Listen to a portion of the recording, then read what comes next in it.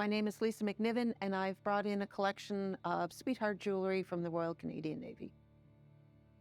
Made popular during the First and Second World Wars, sweetheart jewellery, though characteristically small, was enormously sentimental. While millions of letters and photographs crossed the oceans between 1914 and 1945, bearing their own significance, sweetheart jewellery was something one could not only carry, but also display on their person as a tribute to loved ones abroad or in solidarity with all awaiting safe returns. Due to metal rationing, these wartime keepsakes were set in varying materials, including sterling silver, lucite, and tin, and often took the form of military badges. Servicemen and women would select purchases from catalogues and in-store, sometimes opting for custom-made or handcrafted variation. Regardless of the jewelry's simplicity or complexity, the intention to nurture meaningful connections from afar was always upheld and deeply appreciated. Hello, Lisa. Welcome back to Militaria. I see here that you've brought us some beautiful pieces of jewelry. Can you tell me a bit about them? Sure. These are commonly known as sweetheart pins or sweetheart jewelry, and it's a beautiful collection of RCNVR and RN Royal Navy lockets, brooches, necklaces, pins.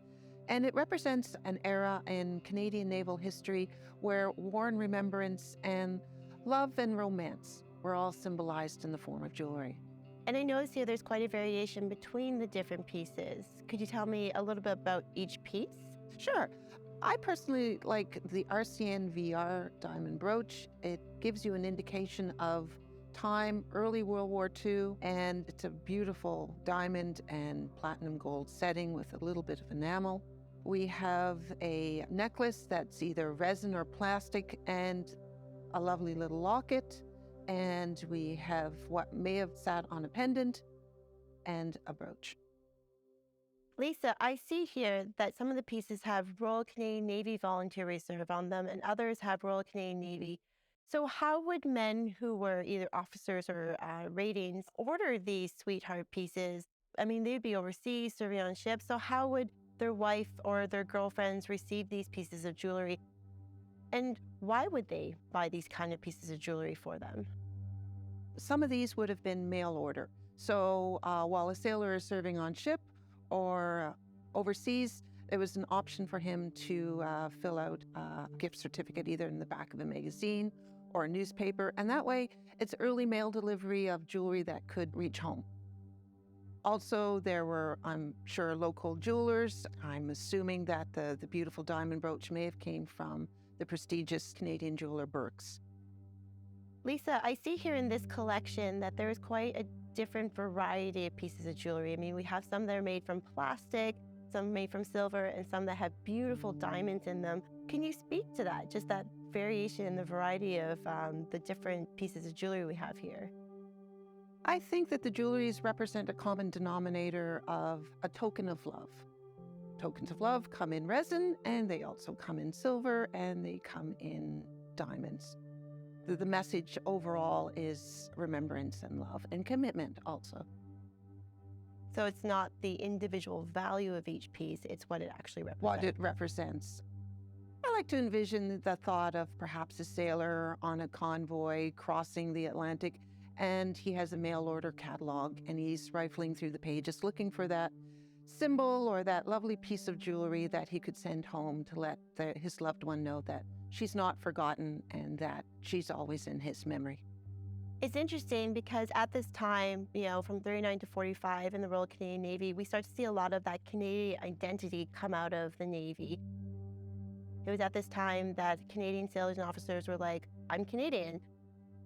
Started to wear the Canadian flashes and have more Canadian distinctions on their uniforms and being very proud of that. And so these sweetheart pens are almost a reflection of that continual pride of, I'm serving in the Canadian Navy. My family is participating in the war and participating in this Navy that's doing such a wonderful thing, such as protecting our convoys going to Europe. Exactly. It was definitely an identification, a marker for your wife, your sweetheart, friend, sister, to wear this piece of jewelry. It was an indication that your counterpart was serving and doing his duty. So these pieces of jewelry not only represented a type of pride, saying that my family member is serving or my significant other, but also if that individual happened to be lost during a time of war, these sweetheart pens, would you say, represent that remembrance of well, as remembering that they were there and that they lost their lives, almost a war remembrance piece? Absolutely. Once again, a personal indicator. If you wore it on a daily occurrence, it would be a daily reminder for you and for your group of friends or community that were around you that this was your sacrifice and you're wearing basically your heart, especially with the locket, which is absolutely charming.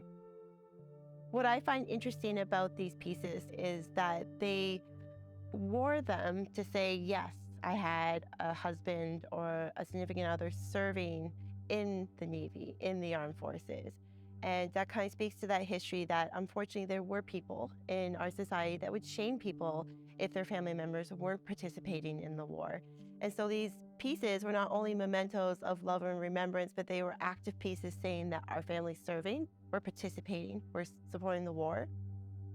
When men would try to enlist, and if they were rejected due to common medical issues such as color blindness, or that they had sustained an injury even during the First World War and tried to enlist in the Second, a lot of these men would be criticized for not going to war. And so eventually there was a system that came up where they wore pins to identify that I tried to enlist. Please respect that. And so even though these sweetheart pens are mementos of remembrance and good memories and of love, they also represent that patriotic side and that sense of we are serving, we are doing what we can for the war. Jewelry is a representation and it has so many languages and so many messages. Lisa, thank you for bringing these beautiful artifacts in. Could you tell me currently what's being done with these sweetheart pins at the museum? Some of the pins are on display throughout our museum, and other pins are waiting for new exhibits so that we can expand and tell the story on the tradition of sweetheart pins and jewelry. Thank you again, Lisa, for bringing in these beautiful pieces of jewelry for us to see today. You're welcome. My initial thoughts on today's pieces are what wonderful artifacts that speak to the history of the Royal Canadian Navy during a time of war. It's not a traditional piece that we usually collect at the museum, but over the years we have seen sweetheart pens and other civilian mementos of the war and of the RCN during the wartime come into the museum.